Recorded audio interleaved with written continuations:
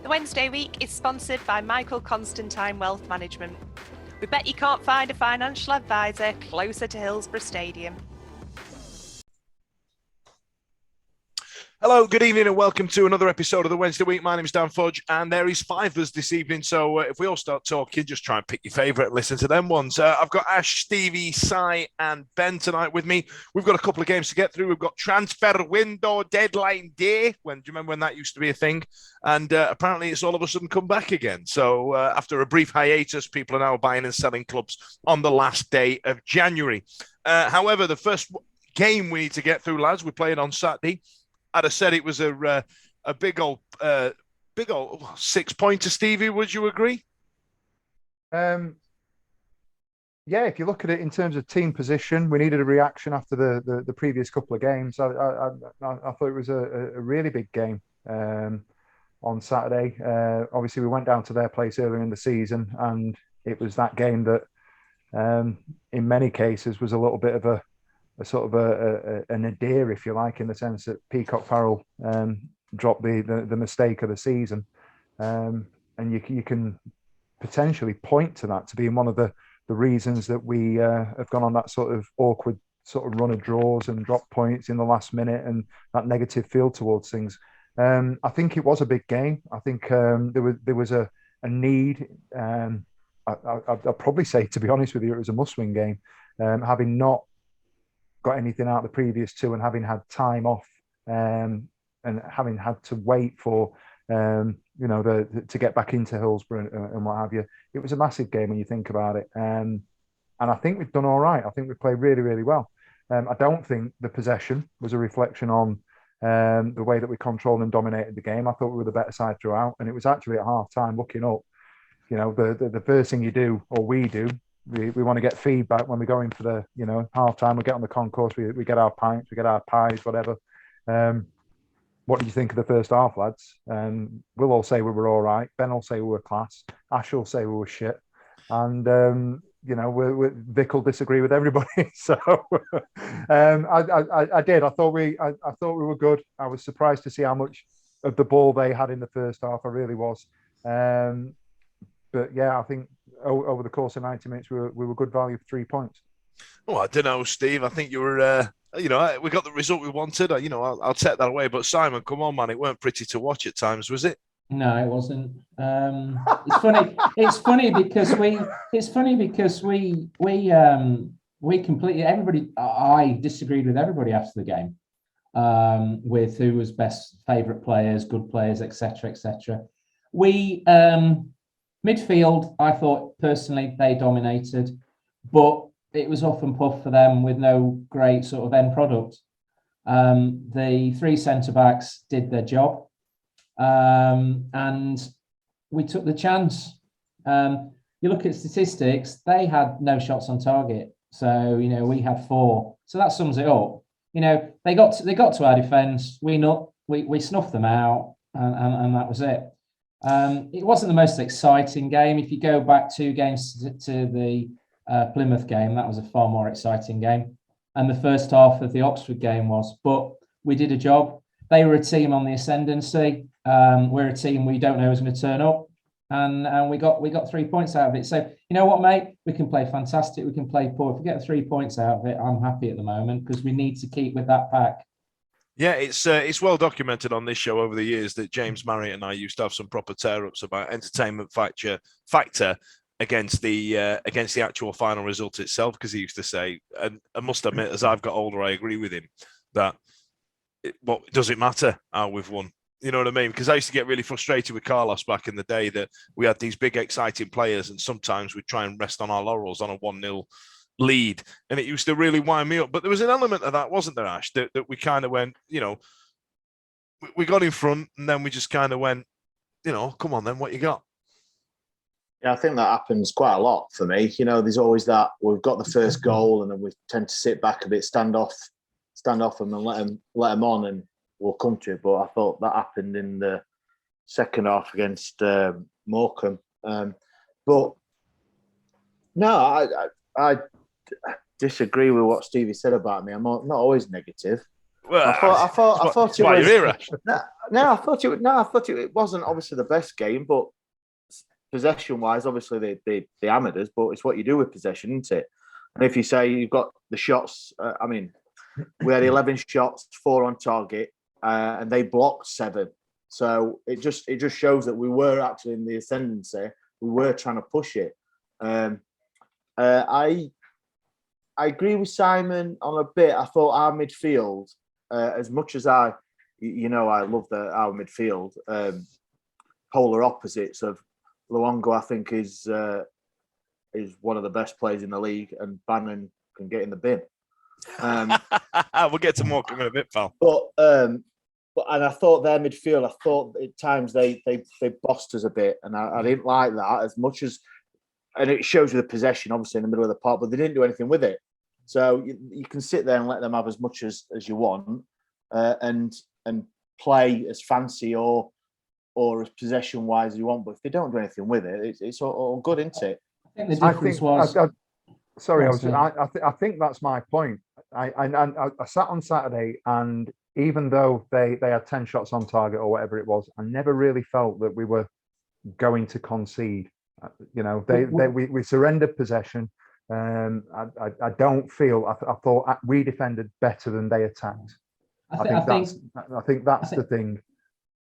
I think if it had been the same defence that we'd had at Oxford, and probably when we played Plymouth as well, it would have been a different result. I think that the way he set us up, and with the three centre backs that we could play on, that made the difference. That they nullified any sort of attacking threat, which was great.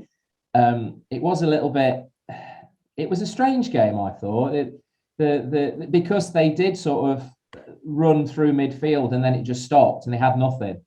And then when we broke, we were very good at attacking, but again, didn't put them to the sword. So it was a very strange sort of game. But I'll go back to what I said before. We got 3 points out of it. They were a team who were in form, and we put them to the sword and kept them away, and that was it. Game over. Went home. 3 points. Do you think the early goal probably just got him after 6 minutes, weren't it? Old Johnson, good goal. It was a great goal. Do you think that'll just obviously knocked him off, didn't it? So I think the goal came from Windass working hard. There was a bit where he kind of, I think he lost possession, then went back and got it, and then put a pass in, which then put the cross in, which then I don't think he got an assist out of it, but I think he was instrumental in that goal. But like Ben, like what the lads are saying, we've got Hutchinson having a bit of a run in the team now because we know he's made a Lego. Story and Dean starting there now. Clearly Harley Dean is a player far beyond this level of football. We saw that on the day, and obviously we'll get to his injury coming up.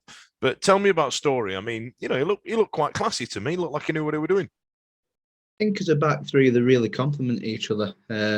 Hutchinson can do a bit of everything for me. Dean's that enforcer and leader, and that's going to order people about. And I think Story's more of a ball playing centre half. I don't think he's necessarily shown all that so far. I just didn't get a couple of games that he's played in, but I think he's looked steady defensively and with the ball at his feet, something that we haven't really got with Dunkley.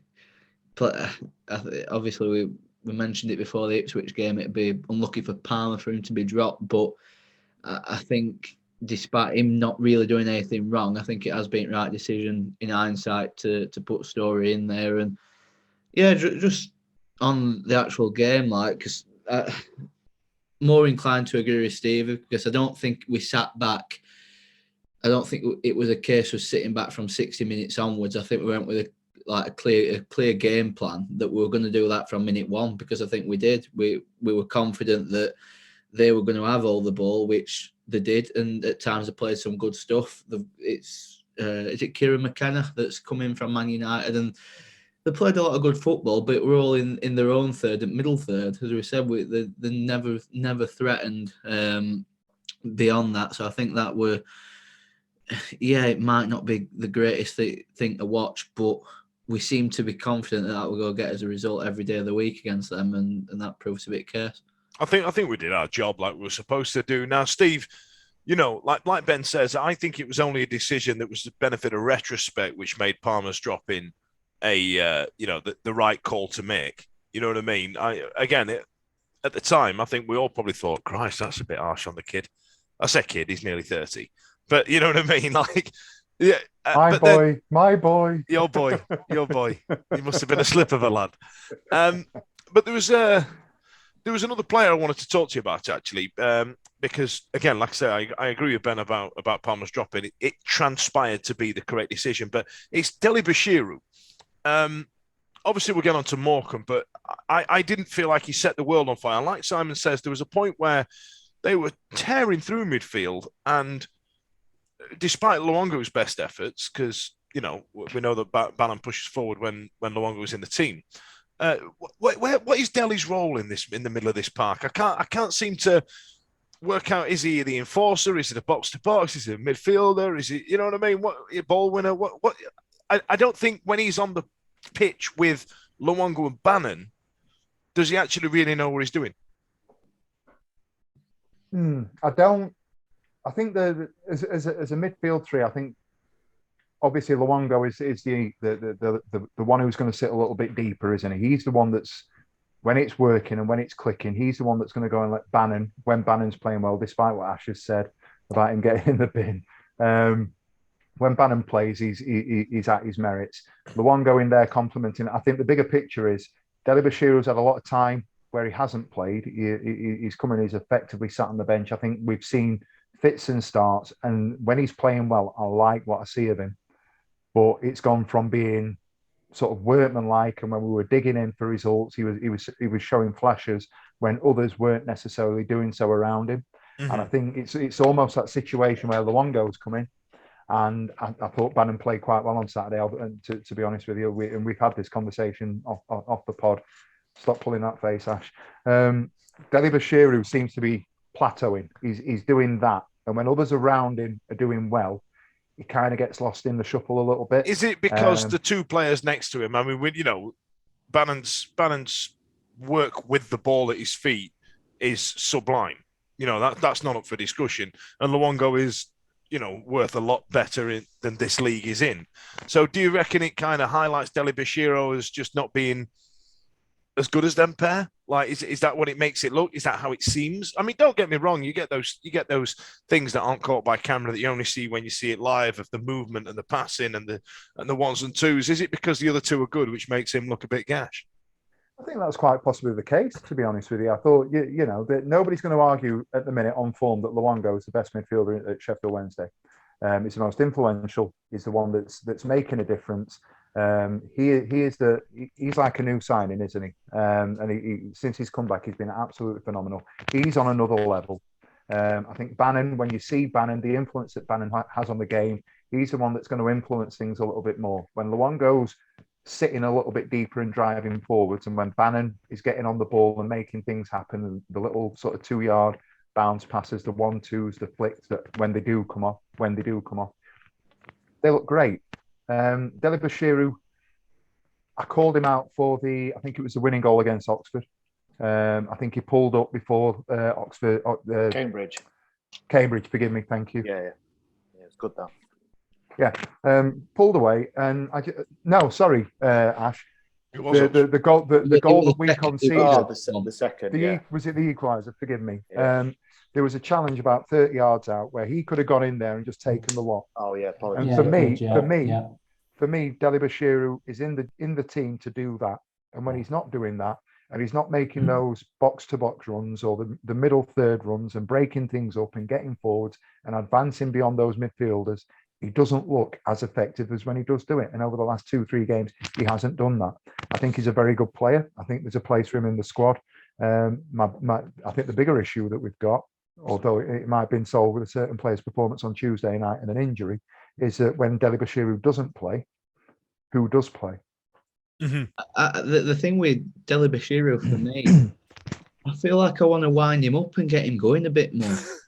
I'd agree with that. I'd agree with that. When he picks the ball up and starts running, I can agree with you there. He gets, once he gets ball at half turn and sizes somebody up and knocks it down outside of him, you're not going to knock him off at ball once he gets in full stride. But he does that once or twice every 2 or 3 games. He's got it in him to do it 5 or 6 times a game. he just doesn't seem to have confidence to do it. You just want to wind him up a bit more. So, At the Oxford game in the second half, he was actually, I thought, our best player.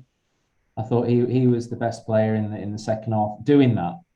But he's not enforcing, as Steve said. He pulled out a number of tackles, I thought, on that Saturday and also yesterday up until the point he got injured. There's an irony there. The one challenge that he didn't pull out, he got smashed. He got smashed. Yeah. Well, that guy actually went in for afters, didn't he? The guy who actually tackled him, he left a foot in there. Absolutely. And he'd done that a couple of times. Yeah, he did. I mean, well, that's what you get from being a shit kicker in this league. I mean, you've got to get a bit physical, haven't you? You know what I mean? You can't tap it round everybody and think you're going to go straight back up. Look at Sunderland. So, let's move on to Morecombe, because we've alluded to a few things as before we go. So, Ash, I'm going to give you 5 minutes and I'm going to give you 2 players' names on their performance against Morecombe. One's your mate Barry Bannon, and the other one is Florian Camberi. How do you think they played? 5 minutes. Is that all I've got? Is that all I've got? I know that it's like it's a cardinal sin to slag off Barry Bannon. I get that. But I owe it to I don't know if you remember early part of the season, we had a mate of mine called Stokey come on. And he's in hospital at the minute, and he was texting me his 7-8 long diatribes, and it's usually always about Barry Bannon. So Ash, I'm going to give you the opportunity because he actually did stink the joint up. So go team. No, and I don't know. I just to all the I can't, and I'm rubbish at remembering goals and who scored and games and stuff. But when was the last time he actually influenced a game? Oh God! Tuesday night, technically. He did lay the ball off to Byers to have the shot. He passed sideways to somebody to shoot. Come on, give over. No, I meant actually grabbed hold of a game and influenced it. And they are like 1 in 10. Don't get me wrong. The one where he's in absolute charge, but I think he's a better player when he's got Luongo next to him because it makes him push forward. And I'll die on that soapbox. Yeah, maybe you're right. But for the last, the last 3 games, Oxford, Ipswich and Morecombe, he scored against Oxford. A great goal. I'll say that. He took it well, but he didn't do much else after. And some of the passes he tries and does. And I know everyone said you've got to try him for him to pull off. But there's a time and a place. And a couple of more, I think it was Morecombe and Ipswich, he passed it 5 yards. He went straight out for a throw-in. I know everyone has the bad games, and no, I'm not. And I tell you what. So, Barry Bannon is a figure that sometimes divides Sheffield Wednesday fans. There's no denying his talent. There's no denying sometimes that he could have a negative effect with his desire to win, and his positional sentiment. There's all that debate, but I don't think there's any real debate at all against Morcombe that he just absolutely didn't have a good game at all. What he tried didn't come off. You know what I mean? Am I right in thinking that? Yeah, I totally agree with that. And I can see that, yes, he had an assist. And I think anyone could have just passed it sideways to George Byers and he was cracking it more. I'd rather give Byers all the plaudits and not have an assist on there than just passing it. To get an assist for passing it sideways is it's quite poetic for Bannon, isn't it? But I think for Camberi, the other one, and I am going to get slaughtered. You think I'm bad here about Bannon, but I'm going to get slaughtered for this. I don't mind Camberi. Right. Right. Well, I'll put that. Sorry. I'll say an eye on that as well. Let me just write some notes on this. Hang on. Ash says that Barry Bannon can get in the bin. However, Florian Camberi, I like him. I said I don't mind him. I don't mind him. Sorry, hang on. He don't mind him. I don't mind him. Camberi. I'm still waiting for all you lot anyway at the end of the season to give me props for saying Gregory will not get 20 goals, where everyone goes, he's at 20 goals. It were 15. He's not even going to get that, is he? He will. He'll get 15 if he get back fit, sharpish. How many has he scored? 9. 9. Okay. Ash, go on, Dan. What? Go on, Steve. Sorry, Steve. Can I let me ask a question then. I am just here for the jokes, aren't I? That's why you got me on this. Canberra's performance the other night, ball at his feet, opportunity to get a shot off on goal. We're slating Bannon for bouncing a ball that people haven't reacted to, and it's gone out of play. And because of that, he's shit. And he set a goal up. It was only a 5-yard pass. I'm not being funny. Canberra had 2 clean strikes at the ball, did 2 360s and nearly fell on his arse. That is not, honestly, how can you possibly say that Canberra's doing all right and Bannon can get in the game? I didn't say we're doing all right. I said I don't mind it. Hey, listen, let me check back on the notes, Ash, because I'm pretty sure we've. I didn't say we're doing all right. I said I don't mind it. I don't mind him as well. But the sitters he missed on Wednesday were inexcusable. Right, I thought he had a really good game Saturday. Tuesday. But he's been out for what, a month, 2 months? And that showed on Wednesday. He was poor Wednesday. I'd say, listen, Ben's going to explode now because we accused him of being the positive one not 5 minutes ago. Go on, Ben. Tell us all about FK. He works hard, doesn't he? That's it. I was in splinters on your ass. No, because that is it. He works hard. He can't hold ball up to save his life, can he? He doesn't seem to know where ball's going to land. You know, he clipping a ball into him where, you know, you just bring it down on your chest. Things that aren't that difficult. And like Stevie says, he very rarely seems to have control of the ball. And there's some things he does that are all right. He can't seem to stay on side to save his life either. He seemed to think that goal that he were onside, and it were a good 3 or 4 yards offside. I don't despise him, but I worry, especially we'll get onto injuries. Windas's injury, it leaves us a bit. Right. Okay. Sure. Canberra or Berahino? Canberra. But that's that's a bit hard. That's harsh. That is that like Hitler or Mussolini? Yeah, who would you rather have shot, your nanny, your mum? You know what I mean? Like, I tell you what. Right, listen. Sophie's choice on that one. I tell you what. I will say though, I'd take Canberra for Pato, even that. In this league, Atinuyu would have scored a fucking shit. He'd have been bloody brilliant. I was going to say that. Do you work for the Star? Going back to old players, that's all they do, innit? Look who's look how good this old player is. Jordan Rhodes scored last night, didn't he? What is it? His first goal? You know, they're all going mad. His first goal he scored for them. Yeah. Do you remember when he scored an hat-trick against Forest and we thought, aye, he's back, and then we never saw him again. But you're right. Imagine Atinuyu in. He'd have been bloody brilliant. All the football that this league plays, he'd have been bloody brilliant. Atinuyu a few years ago. Bear in mind the guy didn't score in the Cypriot League, did he? So I don't. 2 years ago, it's still one of the better strikers in this division. I love the way you edit that one in there. So it'd be a partnership of Gregory and you up front. No. But Gregory and Windus. It'd be better than what we're looking at for Wigan and Rotherham games now. Right, listen, Simon. Okay, so I'm going to come to you on this one. Right, I want you to talk to me about 2 players again. Byers. Yep. And Hutchinson. Right, so I'll start with you. I get a 8 pair. Who gets that? It's what my company call aces in places. You know what I mean? You have to have the right people slagging off the right people and the right players speaking highly of the others. I thought Byers was superb, and he was it because Bannon was playing poorly that he showed Bannon up with the passes. He really did play. I thought he had a great game. He had a great game. Obviously, we've rested Luongo, which I think was the right move because I thought he looked tired on Saturday. Not to his best. Still brilliant player, but not the best we've seen him on Saturday. But we've obviously rested him because a number of games we've got coming up, and I thought Byers slotted in really, really well. I thought it was very good. His goal was superb. He broke up play. His passing was superb. Again, you know, Bannon was misfiring, so probably he looked, you know, better in that respect. So I thought he had a great game. And Hutchinson, what do you say about Hutchinson? I tell you what, let's put a pin right now into the 2 clearances off the line.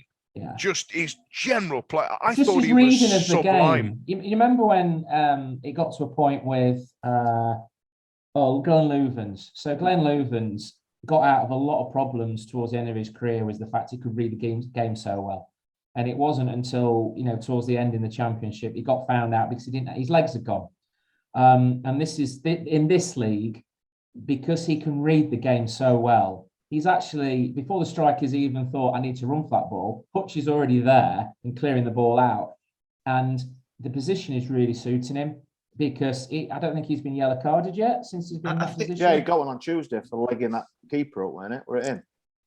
Yeah, he did. He got one. Right, Tuesday, he did. Right, okay. Late on. But I'd stand corrected. Late on. Yeah. I stand corrected, but absolutely immense at the back. I think that's always been the case though with Hutchinson at centre half. Even back in 2015, he always looked steadier, less likely to get booked or sent off, and less likely to get in at centre half.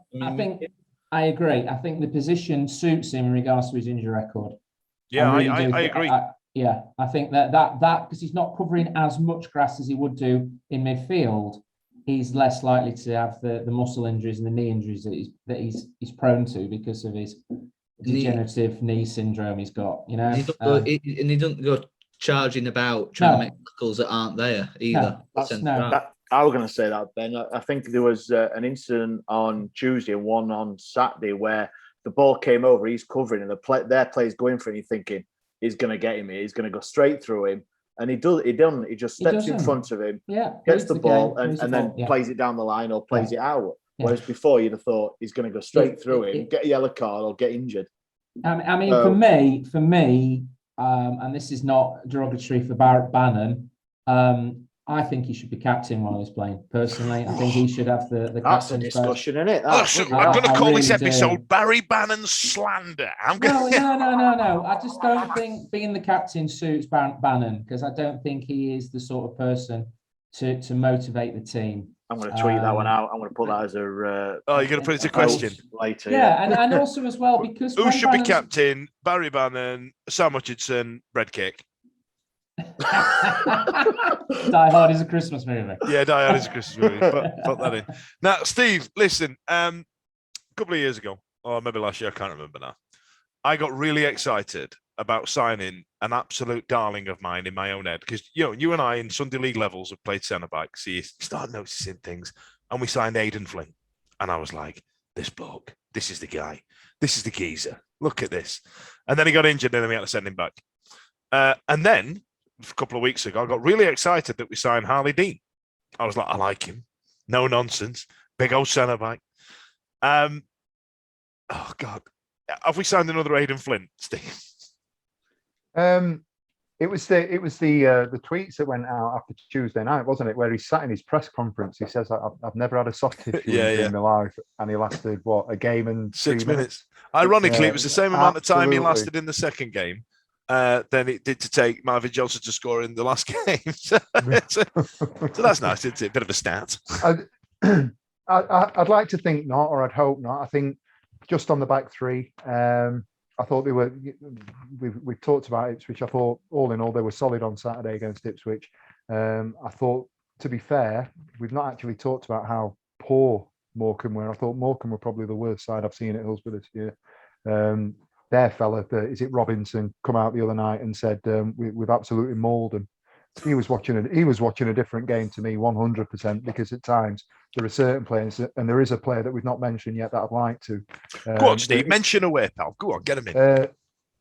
Two, Nathaniel Mendez-Lang. Yep. My goodness me, is on a different planet at this level. When we play teams again like that, it's like putting the top end Meadowhall Sunday League player against your school team year sevens. It was embarrassing the way that he tore them. What a weird reference that was. That one out of somewhere, didn't you, Steve? Yeah. Top end Meadowhall League. Yeah, that old chestnut. Yeah, I got you. He was that good. And the other player, I know you've asked me to mention Dean. The other player for me who has been derided at times this season, but over the last sort of 3-4 weeks has clearly proven that he's a player that's a cut above at this level. Is Marvin Johnson.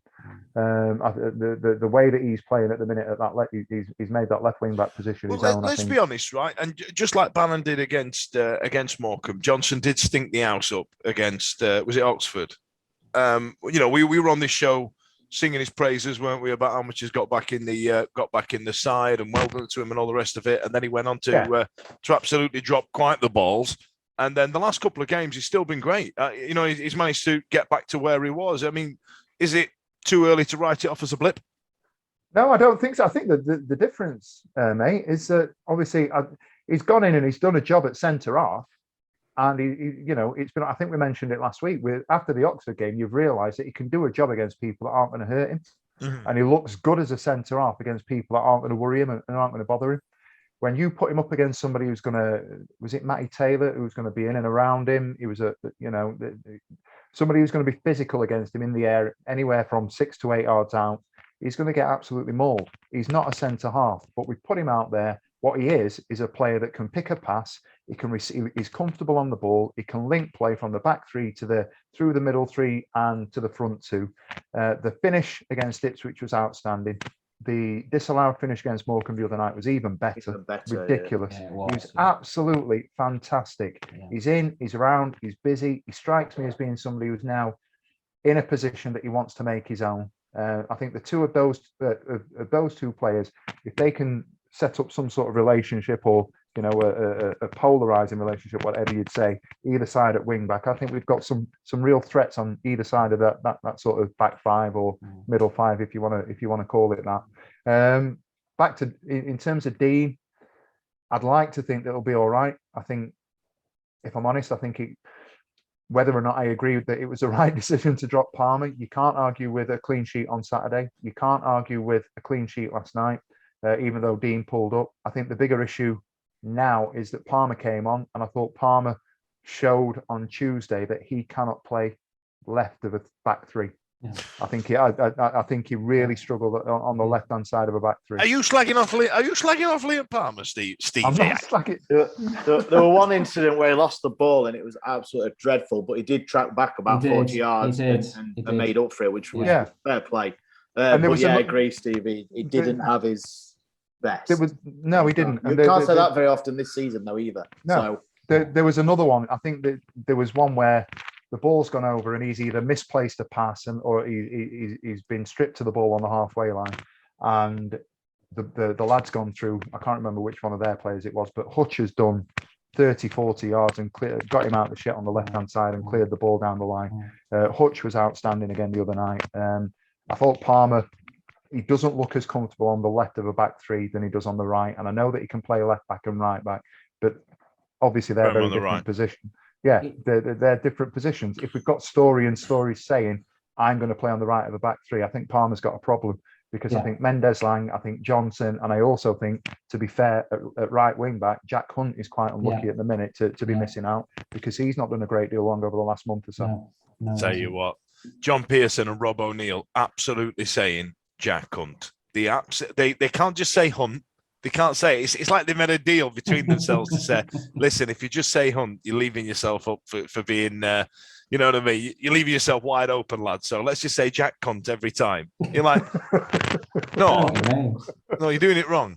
But listen, before we move on from the Morcombe game, I really want to kind of drill home. Like, all right, look, we've teased him that he's not the fizziest drink in the fridge, but Windass, Josh Windass, I think, since he's come back to the team, I think he's been a bit of a revelation. There's now some excitement there. There's now a drive to break it down. And like I said, that Ipswich game, I think that goal came from him. I think he, the graft he put in, he's always a threat. I think he had an header, didn't he, on Tuesday? He had, I think he's one of the better players in this league, if I'm honest. I agree with that. I think on Tuesday he didn't have his best game. I think he played well on Tuesday, to be honest. I think he did all right, but I'm worried about getting injured, if I'm honest, because I feel that there's going to be a lack of excitement in that team now.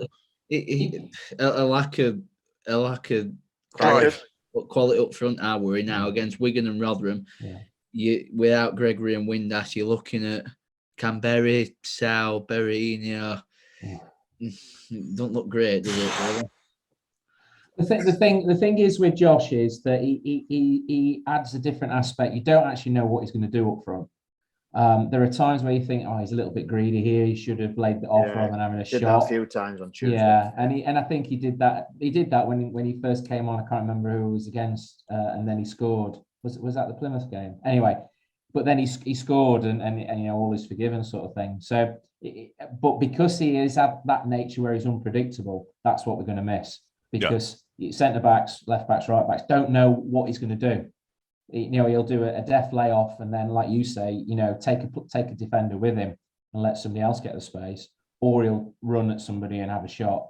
Any idea how long he's going to be out for? I don't think we know yet. He did pop out a tweet saying, "Hope it's not too bad." I don't think we've had an update at the time of recording. I'll tell you what, something's just caught my eye in the background there, lads, and it's Pierre-Emerick Aubameyang signing for Barcelona in the background there. I know it's not Wednesday related, but I've got a good gag here. And and you could say that the biggest comeback of the year has got to be Aubameyang's hairline. Have you seen that on that? Wow. Where's that from? What spray is he using? I want to get some of that for me crown. Anyway, it weren't that good a gag, were it? Anyway, let's move on.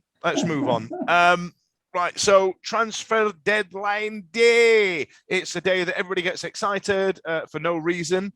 Ash, you're not sold on the furore, are you? No, not. I like transfer deadline and transfer windows and stuff, but I just don't do all the bollocks of Sky Sports and all that crap. Honestly, I just don't do it. I just go to bed, normal day, and I wake up in the morning, just switch on, go, who's moved where? Yeah, all right, cool. That's it. I'm not one of those that sit there at Sky Sports every 5 minutes you get the same. And that was great. Someone tweeted that those two, I don't even know the names on Sky Sports. Jarmish and Cave.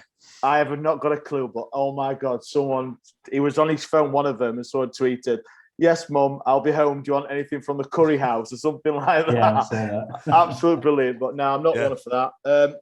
Sheffield Wednesday did business early as they could, didn't they? And not too shabby, really. Again, I don't think. Obviously, it's not looking not looking good on the old medical front, is it? So out of three, we've got one. Just a quick one. I learned something this week that a medical is not actually a medical. I didn't know that. A medical is actually a club's liability against the player. So they weigh up the liability that the player is. So it's not actually running on treadmills and doing all that. They grade them on a point system of what the liability is of signing them. It's good, though, isn't it? I suppose. And I'll credit the Ben Foster's podcast there. That's what he said on that. But there you go. I tell you what, once I saw a tweet there that said cycling goalkeeper Ben Foster is out for 3 weeks or so. And I went, where does the word cycling fit into that sentence? Turns out that's the name of his podcast and or YouTube channel or some shit. Yeah. So, Ben, I mean, what do you reckon? I mean, decent window for us, decent signings. I mean, we saw Adeoye go the other way after it's not really worked out at Sheffield Wednesday. I don't wish him any ill health. I mean, what about yourself? No, I don't think we'll miss him. Go to Accrington, he might do all right. But yeah, we're not somebody that's really broke into the side. In terms of them, we brought in fairly good signings. It's just that they're all bloody injured. Blow Middlewood Road up and start again for me. It's cursed. I'm sure that there was some reports on Middlewood Road that came out during Carlos's years it's been a thing for 20 plus. Yeah, the ground that it's on or something is far too hard. It's been something for 20 plus. There's something not right since. Since I can remember. Now we've had injury, and especially the last 6 years, it's been ridiculous. Luongo had never had an injury before he comes to Sheffield Wednesday. Now they're in Harley Dean, mate. You know what I mean? Out the place. Harley Dean, Kieran Lee seems to be all right at Bolton for the rest. So he still makes me sad. It's not normal. It's not Tyrese John Juliet. He's 20 years old. He played for Doncaster last season. Played for Blackpool all first half of this season or whatever. Comes to Hillsborough, plays 10 minutes, and he's injured. It's got to be something bigger than the coaching, hasn't it? Because they've gone through, how many physical coaches have they gone through now? And this is sort of gone from the mid-90s. Vim Young coming in, the Donnellys coming in.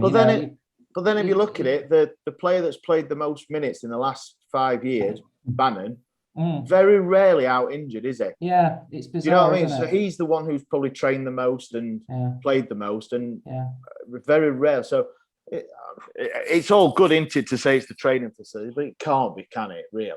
You can pick players out, can't you? I don't know. I ain't got a clue. You can pick players out who have not had like Palmer. You're saying Bannon. I don't think Palmer's been out with any sort of length of time with injuries. Palmer's been there since he was 8. He just got used to it.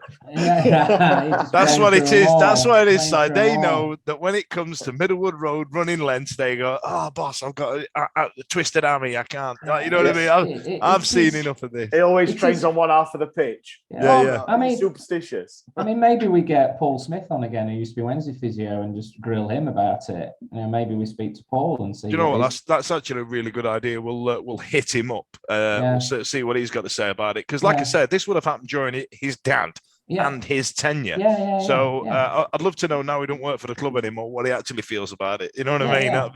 That'd be quite interesting. But I mean, there was a thing I think I mentioned it a few years ago on here. That there was a mate of ours. He's a top end physio, and he went to Arsenal.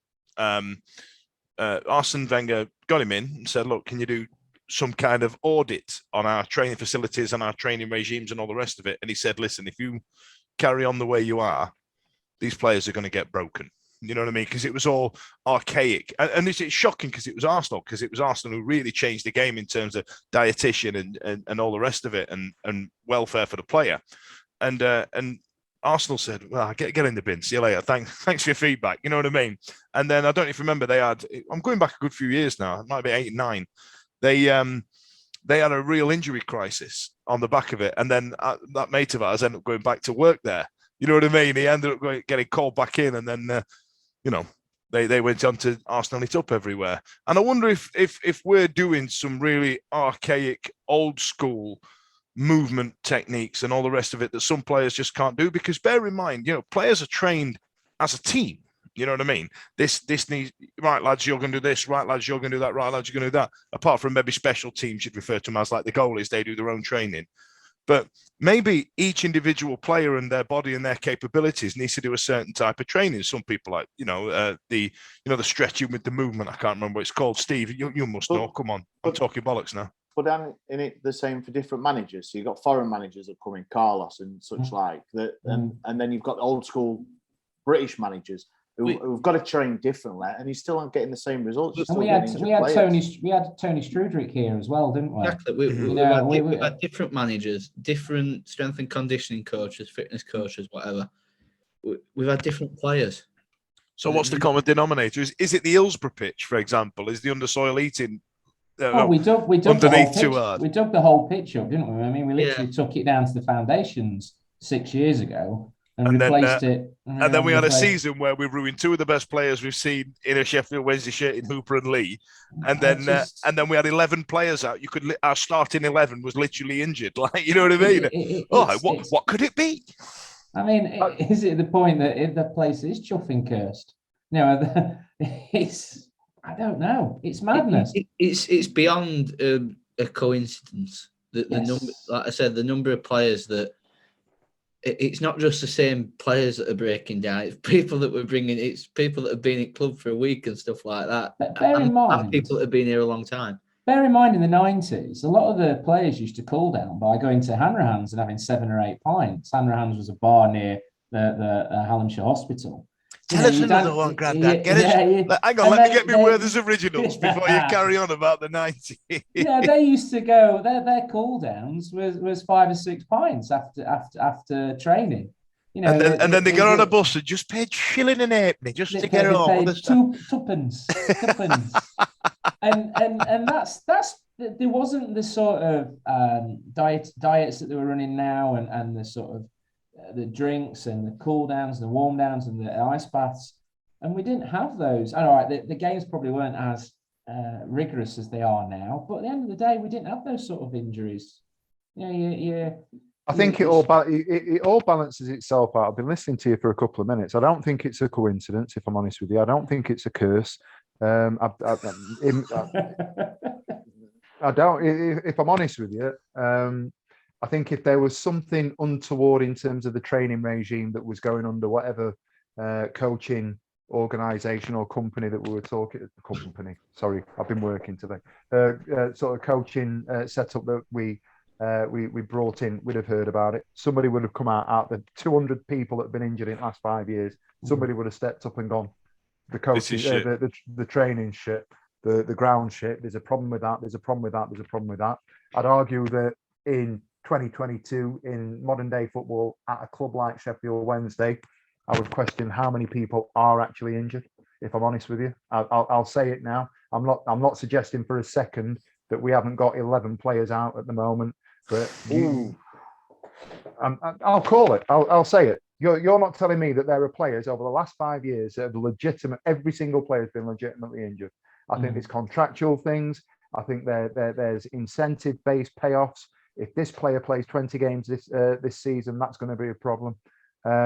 I'm not saying that's widespread. I'm not saying it's wholesale. I would argue. You heard it. I'm going to do some Jim White bit of journalism on you now, Steve.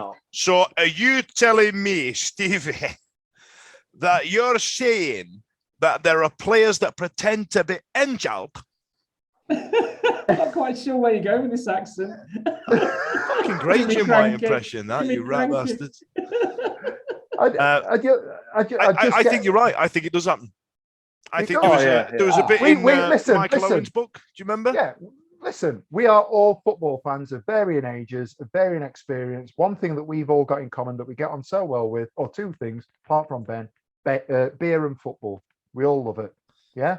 And we get together, we chat, we meet, or we have a laugh, and so on and so forth. But the reality is, whatever level of football we've played at, however many games we go to, we aren't sitting behind the scenes at Sheffield Wednesday. No. We're not sitting behind the scenes at Manchester United, Arsenal, Liverpool, and having to listen to these agents and these people that are talking. We're football fans doing a football fan podcast. We love what we're talking about at the club. I would argue that Ben likes football because he started supporting Sheffield Wednesday around 2006, 2007. So, you know what I mean? What fuck does he know? You know what I mean? I think he's got his mum and dad to blame. They've must be that. Right then, listen down, Fudge. Coming up next, we've got Burton away. Always a difficult ground to go to. Ash, what are you saying? Well, I'm going for my sins again. So I've never been there. Me and Simon are going to be on the beer all day and watching the Mighty Owls at Burton. Yeah, I don't know. Obviously, I know jack shit about Burton, the place, the team, any of the players. I think most of us are finding that with this league anyway, mate. Jimmy Floyd, is he still in charge? I couldn't tell you. So is there? They are currently 10th in the league. Yeah, I know they're just behind us. I knew 7 points behind us, and it is, I assume, one of our game in hands because we're both on 28. So, you know, it's a tight one again. Another middle table team, which we seem to be dispatching, by the way. Yeah. And then it's the bottom half teams that we seem to be struggling with. Well, we've got the last 2 games we've not conceded, and the last time we did that was the start of the season that we didn't concede 2 goals in 2 games and didn't concede. So obviously the first 5 games we won 4 and drew 1, didn't we? So we didn't concede there. So it's a good stat. So gosh, I know. Have you got that tattooed on you? No. But I think for me, you hear Burton, you think that should be easy, shouldn't it? But obviously we've thought about that other teams in this league and being a bit blasé about it. So hopefully, obviously, going to be a win. Maybe a 2-0. 2-0. If we get an early goal, like obviously against Ipswich, obviously that probably just, if we get an early goal, we've been guilty of not playing very well in the opening 20 minutes. I think that's changed a little bit. I think we have. Yeah, I think you're right. I'd agree with you on that, Smash. Now, Ben, I'm going to go for 2-0. Sorry. Go on, 2-0. Smash says 2-0. Ben, this game I will always remember for being the day that a lot of Wednesday fans turned on Lee Bullen after he picked up the reins after Carlos.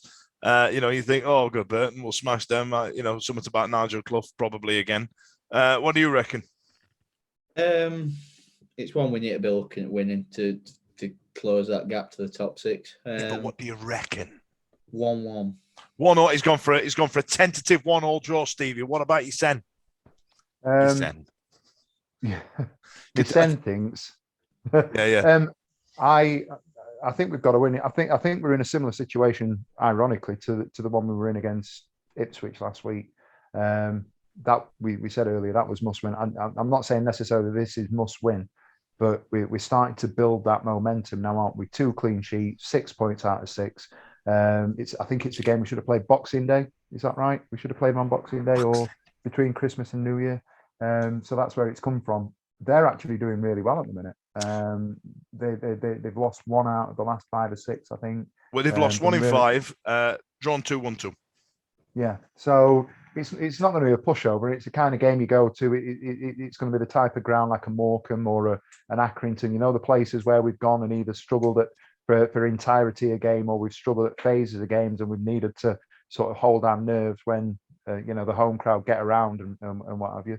I'd like to think we'll have enough to win. I'd like to think we'll kick on and have a bit more momentum coming out of it. I think we've after Saturday we've got 2 massive games. I think the 2 games after that are going to be absolutely season defining. I'll call it now. Yeah, that's why I'm hoping for a win, Steve. Just purely if we get a win on Saturday and then a point from either of them games, then I think I'd be happy-ish. I think if you look at it like that, I think if we got 5 points out of the next 9, we wouldn't necessarily be disappointed. If we got 7 points, we'd be happy. If we got 9 points, we'd be thinking we're going to win league again. We are going to win. So go on then, Steve. Go on. What are you saying? Scrappy, narrow victory. Scrappy, narrow victory. So there's a whole range there, Simon. You've got tentative draw, absolute smashing 18, scrappy, narrow victory. How are you feeling? You're bang right with saying the first 15, 20 minutes are really important, because we the number of teams we've not put to the sword where we played them off the park. So we do need to get a goal fairly quickly. We've won 12, they've won 11, but they've lost more than us because we've had a lot of draws. There's a fair number of points between us. I'm hoping for a 2-0, 2-1 probably. Jimmy Floyd Hasselbank is still their manager, by the way. All that time you remained quiet, we wondered what you were doing, and it's nice that you've opened the range of what you're searching for on the internet, so that's nice, isn't it? Yeah, a different type of Dutch striker. Yeah, it's with the two games coming up, and I hate saying it, and I don't know if you'll agree with me, but I do really think on current form Rotherham are going to spank us. Hey, I tell you what, I nearly asked earlier on. I nearly asked. We're seeing a lot of these big score lines in this league, 6 and 5s and 7. Where's ours? I don't think they will. I think they'll come expecting to, and I think their fans expect to as well. Oh shit. Yeah, we got beat by Sunderland. Oh no, yeah. I don't think Rotherham will. I think I think we'll put a fight up against them, but they will expect Peters. Lads, let's save it till next week, mate. Yeah, save it till next week. but we've got exactly right. We've got to get this one out of the way. And bear in mind, we've got Wigan on Tuesday at home. Yeah, this is it. I think that there is a big decision to be made if I was Darren Moore, and it relies on one player. He rested him against Morecombe. Right, and does he play him against Burton, or does he keep him back for Wigan and Millers? Keeps him for Wigan and Millers. He shouldn't. I don't think he should. We've already lost Windass and Dean. You cannot afford to lose Luongo as well. We don't play him. If we don't win against, sorry, Steve, if we don't play him and don't win against Burton, then what? You've got to play as much. You've got to get points on the board, haven't you? You've got to play. I know rotation, and obviously it was vindicated Tuesday night with resting him. Yeah, and I thought. Half of me want him to be arrested because on paper it's supposedly an easier game than Wigan Rotherham, but you've got to put out the team, your best team available to win that upcoming game. Burton is an easy game, so really, actually, you should be playing him because we need those 3 points. It's who he plays at the back. Because Brennan seems to have disappeared backwards now. So he might get a chance now. He's a centre back, isn't he? He is a centre back. So do we play, Hutch, Brennan, and Story now? Well, I for one I, for one, am absolutely fascinated by who we're playing now because there was a lot of head nodding and head shaking during that entire Luongo conversation. So I'm really excited now to see who's right and who's a bloody idiot. But I've got quite a few tweets to put out in the next couple of days with the subject questions and polls and stuff. So just put bread cake in everyone though, please, because I tell you what, listen, I need to explain that. Somebody asked me about it the other day. Said, Dan, what is it where you said bread cake? I've just got an issue with dead patter.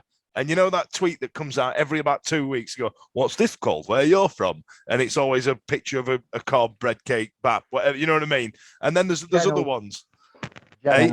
Yeah, alleyway. What's this called? Alleyway or Ginnell? And there's always that one. What's this called? You know, when you give somebody when you give somebody a lift on the back of your bike or on your handlebars, what's that called?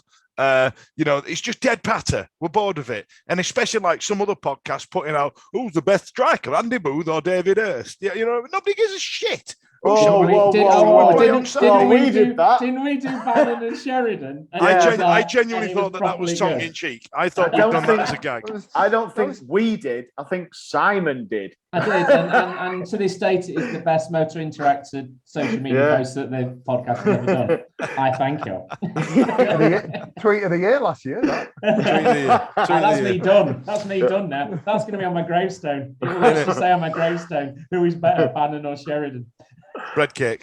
All right. We're actually are you going to sell us something, Steve? No, can I just say one thing? I don't know if anybody else has seen it. I know Dan's about to sign off. Go on. For all the injury stuff that we've talked about tonight and for all the worries that we've got about centre half, I don't know if anybody else has seen the thing that dropped on YouTube tonight of Iorfa back in training. Well, he did actually say that Iorfa and also Dunkley are on grass. That's what the words were. Hey, whatever it takes for him to come back, that's exciting. And he also said that Gregory. And he also said that Gregory's injury wasn't as bad. It's actually bruising, not a broken foot, broken toe. Yeah, broken toe, Which is odd because I actually saw him last week while I was having my haircut last week. He was moonwalking down Shire Vale Road. He was having his haircut at the side of me, and I said, "Are you going to score on Saturday?" And he said, "I hope so." And yet, apparently, he'd hurt his foot when we played Oxford, so he obviously knew about it. Liars, mate. These bloody footballers contracts. Yeah, there you go. Get him signed up. I've got this weirdo off at podcast asking me questions. Yeah, I was like, "Is that Gregory? Is that Gregory?" I couldn't work out who him. He just didn't. He come in this scruffy grey tracksuit and these really shitty trainers. I'm going, he just looks like him. It must just look like him. You go a long way. You go a long way for an haircut, Si. Jesus. Well, how else is he going to do his stalking? I tell you what that is, Simon. That's reminiscent of when I met David Bates in the players and family room at Hampden Park. He'd got picked for the Scotland team, and I thought, right, I'm going to go up to him. I'm going to say hello. And there's all these families. They've just been spanked by Russia and all. And there's all these families, and Andy Robertson's family are the most Scouse family you will ever see. You know what I mean? I don't even know if they're Scouts heritage, but they just look it. You know what I mean? What? Shell suits and curly wigs? All of it.